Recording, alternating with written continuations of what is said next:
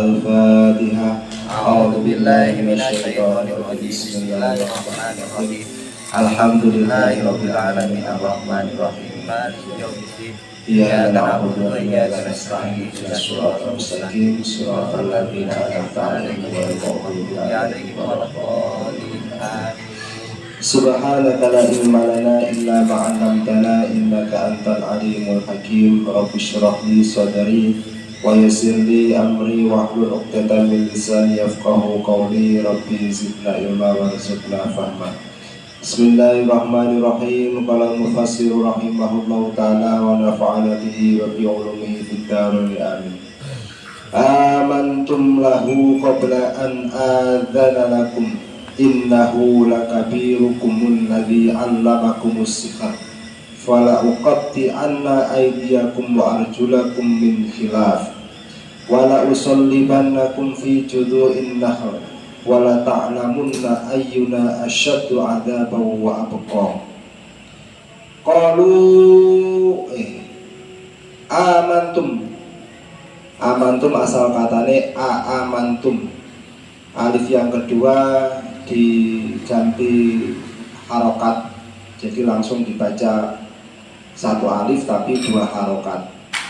Amantum ono topodo iman sira kabeh. Tukang-tukang sihir kemarin setelah kalah kan langsung menyatakan beriman kepada Nabi Musa.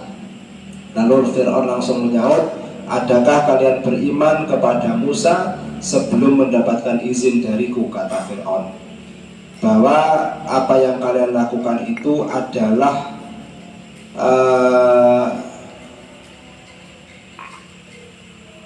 aku curiga bahwa kamu semua itu sebenarnya adalah muridnya Musa. Kan bodoh-bodoh ngetokne ulo to, Pak. Tukang sihir ngetokne ulo, Nabi Musa yang ngetokne ulo. Dilare kalah. Jadi akhirnya malah menimbulkan curiga. Jangan-jangan kalian semua muridnya Musa. Terus kemudian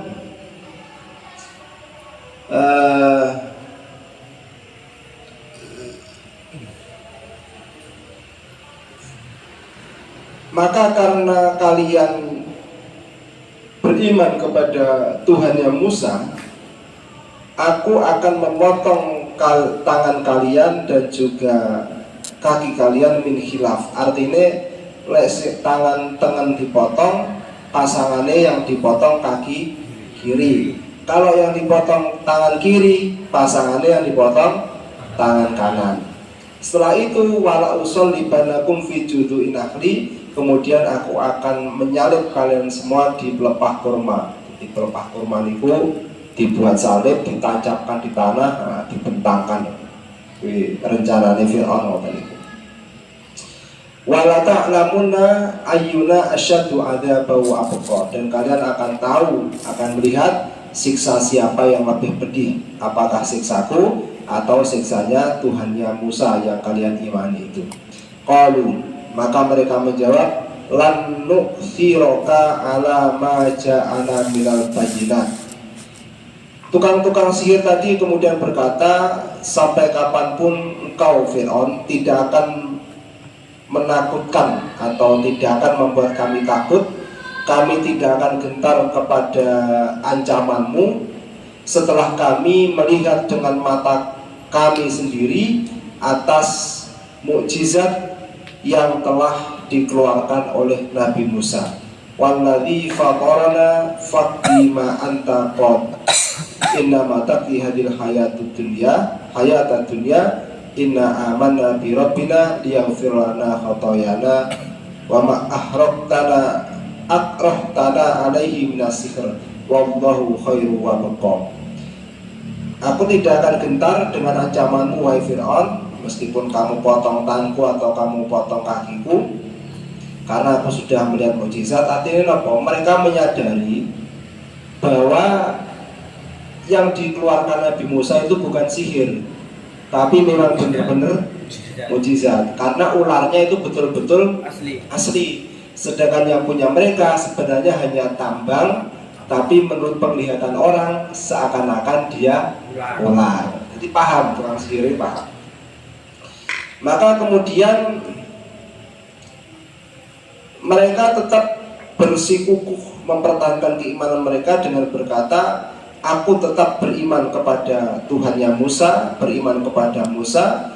Siapa tahu dengan imanku ini Allah kemudian berkenan mengampuni dosa-dosa kami setelah kami selama ini berbuat syirik ataupun juga menuhankan kamu wahai Fir'aun. Kemudian wallahu, dan Allah khairu wa abqa, dan Allah itu lebih baik pahalanya ketika ditaati dan lebih kekal lebih kekal siksanya ketika didurhakai. Kan kayak Fir'aun mengancam potong tangan, potong kaki. Jari ini tukang sihir, selama-lamanya sakit yang kamu sebabkan potong tangan, potong kaki, pasti nanti kalau mati selesai. Beda dengan siksa neraka atau siksa Allah. Ya wes, mulai mati sampai ya nggak ada batasannya kecuali Allah berkehendak. Lek wong paling lorone yo hanya sampai batas meregang nyawa, tapi ketika Allah yang menghukum ya selama-lamanya. Kemudian innahu may ya'ti rabbahu mujrima fa inna lahu jahannama. Siapapun yang datang kepada Allah dengan keadaan kafir seperti halnya Fir'aun, maka besok pasti akan masuk neraka jahanam. La yamutu fiha wa la yahya, di sana mereka tidak hidup dan juga tidak akan mati. Artinya tidak hidup niku piye? Karena ketika hidup langsung terkena hukuman. Misalkan kena air timah ya langsung disuntak timah, pasti langsung leder ya bahasa Indonesia, meleleh. Nanti meleleh kan harusnya mati, tapi enggak, hidup lagi, tuangkan timah lagi, meleleh lagi, dan begitu seterusnya. Misalkan ada yang hukumannya dari perutnya keluar ular misalkan, ya udah setiap hidup ular keluar makan dia, mati lagi, hidup lagi, itu seterusnya. Jadi la yamutu wa la yahya, ya ora urip ya ora mati.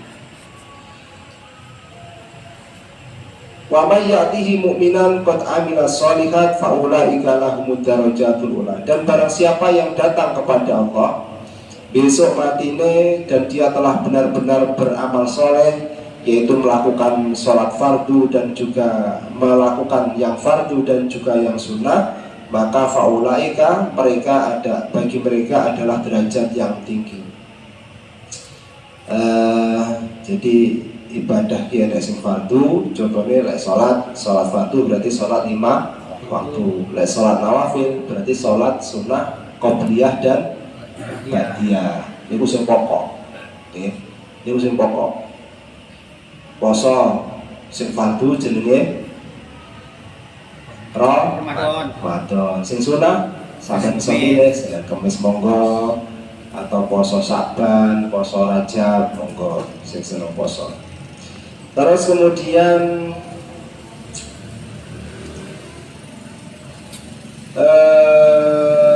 akan mendapatkan derajat yang tinggi.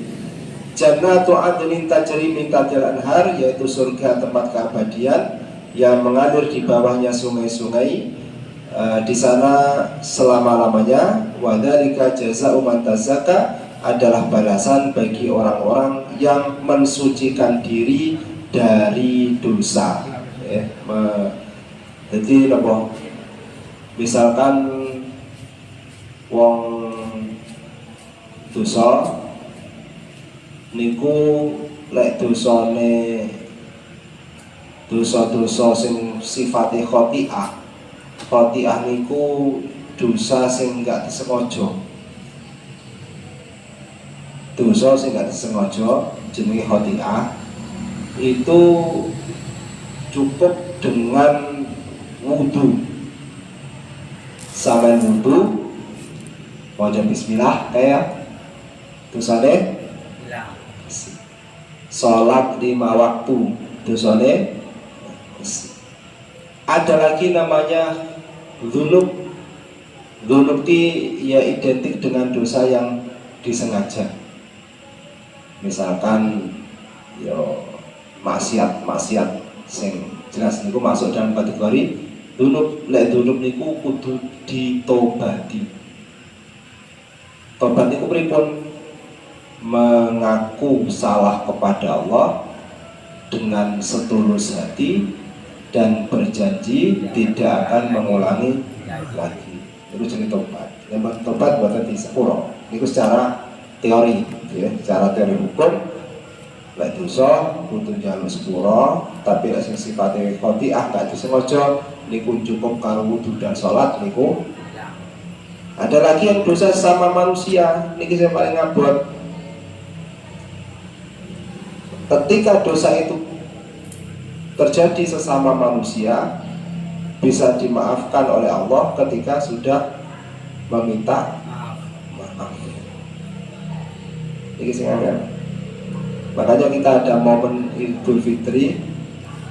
Ini adalah satu momen untuk kita saling memaafkan. Silaturahim, jaluk ngapura. Itu si toto juga rupa. Sehingga dengan demikian lebih bisa diharapkan kita benar-benar kembali fitri, kembali suci. Nah, ketika kita punya dosa itu kan satu dengan Allah, dua dengan sama Manusia. Kadang-kadang sering kita itu ya cuma yang dengan Allah kita minta ampun, yang sama manusia enggak. Malu. Ya malu, ya Gengsi. Kadang-kadang kan malah kita dendam, ada gengsi dan lain sebagainya. Nah, kira-kira ini kan mau disepuro? Ya ora toh, lah kok didalane. Maka ya saat kembali fitrah ini akhirnya yang hanya kata-kata. Tapi ya wong dosane orang sampean Sepuro. lewis poso Ramadan terus zakat fitrah iki sakjane normale kudu kembali Fitri. kembali dalam keadaan suci seperti bayi baru lahir atau seperti kertas putih yang belum ada coretan. Nah, tapi kan dalam bersosial seringnya kita itu Gengsi. ada salah, ada dosa dengan entah tetangga, saudara dan lain sebagainya, dan tidak jarang kita yang minta maaf. Itu perlu jadi catatan kita masing-masing. Terus kemudian walaqad auhayna ila Musa an asri bi ibadi. Walaqad auhayna lan yaktinu teman-teman bareng wahyu sapa ingsun ila Musa bareng Musa an asri bi ibadi.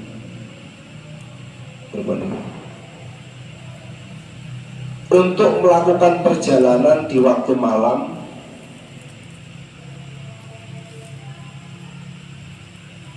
dari bumi Mesir, fatrib lahum tariqan fil bahri yabasa. Jadi itu kan pertarungan sihir ini kan terjadi siang hari itu Pak. Nah, malam harinya Nabi Musa mendapatkan wahyu dari Allah untuk segera meninggalkan kota Mesir berikut semua pengikutnya dari kalangan Bani Israel dan juga termasuk tukang sihir-sihir kemarin. Akhirnya malam hari itu juga Nabi Musa berangkat, cara bahasa dia kabur. Terus kemudian hingga sampailah Nabi Musa itu berada di tepi Laut Merah. Tokoh Mesir mau waku menuju ke Syam atau ke Palestina atau menuju ke negeri pundi wingi nika kula lali. Ternyata di situ terhalang oleh Laut Merah. Padahal di belakang Fir'aun dan bala tentaranya sudah mengejar dan bahkan semakin dekat, semakin dekat. Lalu dalam keadaan terpojok, fadrib lahum tariqan fil bahri yabasa. Fadrib mongko mukul sira Musa lahum bidar bibi asok tariqan ing dalan fil bahri ing dalam segara yabasan halih galing fabatil ma'amara wa ibasa wal arda famarru fiha. La takhafu aja botin sira daroka ay ayat roka fir'aun wala tashan aja wedi sira qarqan ing garam fa'asbahum maka ngetut muruni sapa fir'aun bijuluti kelawan bola tentarane fir'aun faghasyahum minal yam, maka kemudian air laut kembali menutup. Jadi kita bayangkan bagaimana Fir'aun, Nabi Musa lari meninggalkan Mesir, dikejar Fir'aun. Nabi Musa akhirnya mentok di tepi Laut Merah. Allah memberikan wahyu, pukulkan tongkatmu, nanti akan terbuka jalan. Kamu jangan takut Fir'aun menyusulmu, kamu juga jangan takut ketika kamu menyeberang, kamu tenggelam, rasa wedi, aman. Kalau pakai bahasa kita, aman. Nah, akhirnya Nabi Musa dan pengikutnya menyeberangi Laut Merah. Di sisi lain, ini Fir'aun ini sebenarnya di pinggir laut itu, Pak, itu mandek, sudah berhenti, sudah berpikir, ini pasti bukan sihir. Musa ini benar-benar seorang Rasul. Gak ada sihir yang mampu membelah lautan. Kalau begitu, aku nggak usah mengejar, aku tak mending beriman saja kepada Musa. Lah malaikat Jibril, Pak, krungu. Malaikat Jibril kan punya dendam pribadi. Akhirnya sama dengan kisahnya Arya Penangsang. Arya Penangsang, eling. Arya Penangsang punya musuh namanya Pangeran Hadiwijoyo. Jadi Demak yang mendirikan kan Raden Fatah, kerajaan Islam pertama di Jawa, Raden Fatah. Raden Fatah masih keturunan dari Prabu Brawijaya V, Raja Majapahit. Nah, Raden Fatah punya putra beberapa, di antaranya Sultan Trenggono yang kemudian melanjutkan, terus Adipati Yunus kalau nggak salah ya. Nah, akhirnya singkat cerita, ya biasalah Pak, jenenge kerajaan ada apa jenenge ini? Saling membunuh nih apa jenenge?